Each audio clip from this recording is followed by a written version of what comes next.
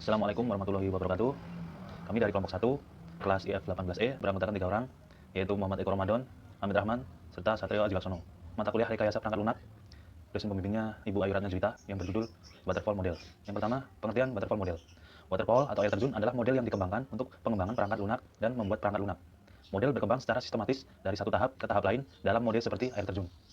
Model pengembangan ini bersifat linear dari tahap awal pengembangan sistem yaitu tahap perencanaan sampai tahap terakhirnya pengembangan sistem yaitu tahap pemeliharaan atau maintenance.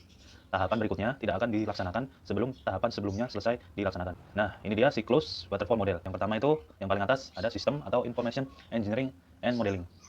Pemodelan ini diawali dengan mencari kebutuhan dari keseluruhan sistem yang akan diaplikasikan ke dalam bentuk software.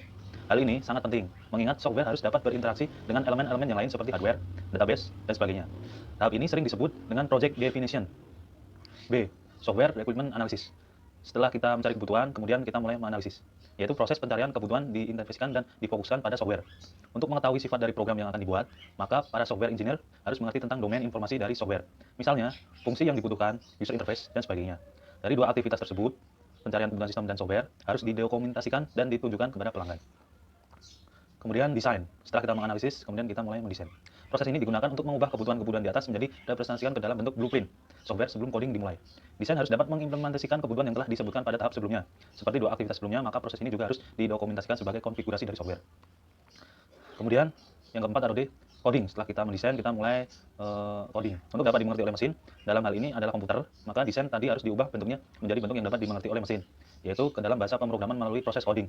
Tahap ini merupakan implementasi dari tahap desain yang secara teknis nantinya dikerjakan oleh programmer.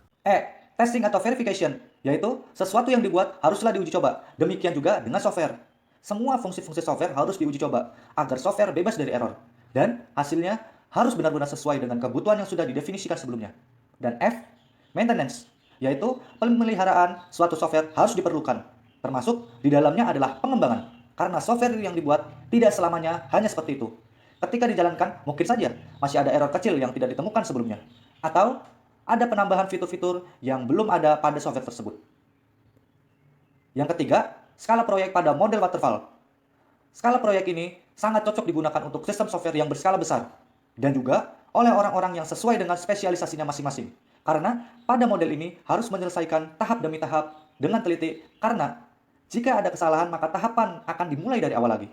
Seringkali pada proses model ini dibutuhkan seseorang yang multi-skill sehingga minimal dapat membantu pengerjaan untuk tahapan berikutnya.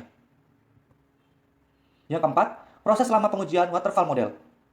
Waterfall model ini melakukan pendekatan secara urut atau sekuensial, sehingga untuk lama pengerjaannya memerlukan waktu pengembangan yang cukup lama.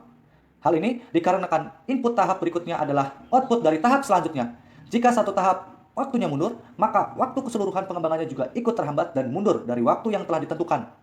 Ketika masalah itu muncul, maka proses berhenti karena tidak dapat menuju ke tahapan selanjutnya. Bahkan, jika kemungkinan masalah tersebut muncul akibat kesalahan dari tahapan sebelumnya, maka proses harus dibenahi agar masalah ini tidak muncul lagi. Untuk tahapan pengembangan model waterfall ini, yang pertama, analisis dan definisi persyaratan, pelayanan, batasan, dan tujuan sistem ditentukan melalui konsultasi dengan user. Yang kedua, perancangan sistem dan perangkat lunak kegiatan ini menentukan arsitektur sistem secara keseluruhan. Yang ketiga, implementasi dan pengujian unit perancangan perangkat lunak direalisasikan sebagai serangkaian program. Yang keempat, integrasi dan pengujian sistem unit program sebagai sistem yang lengkap untuk menjamin bahwa persyaratan sistem telah terpenuhi. Yang kelima, operasi dan pemeliharaan merupakan fase siklus yang paling lama. Sistem diinstal dan dipakai. Perbaikan mencakup koreksi dari berbagai error. Perbaikan dan implementasi unit sistem dan pelayanan sistem. Keuntungan dan juga kelemahan waterfall model. Untungnya yaitu merupakan model pengembangan yang paling handal dan juga paling lama digunakan. Cocok untuk sistem software yang berskala besar dan juga bersifat generik. Yang keempat, proyek sistem akan terjadwal dengan baik dan mudah dikontrol karena untuk masing-masing stepnya itu udah ada jangka waktunya tersendiri. Kelemahannya, waktunya lama sehingga juga biayanya mahal. Terkadang perangkat lunak yang dihasilkan itu tidak sesuai dengan requirement bisnis customer. Tahapannya itu tidak dapat berulang. Yang terakhir, karena memiliki banyak kelemahan, tapi model ini tetap menjadi dasar bagi model-model yang lain.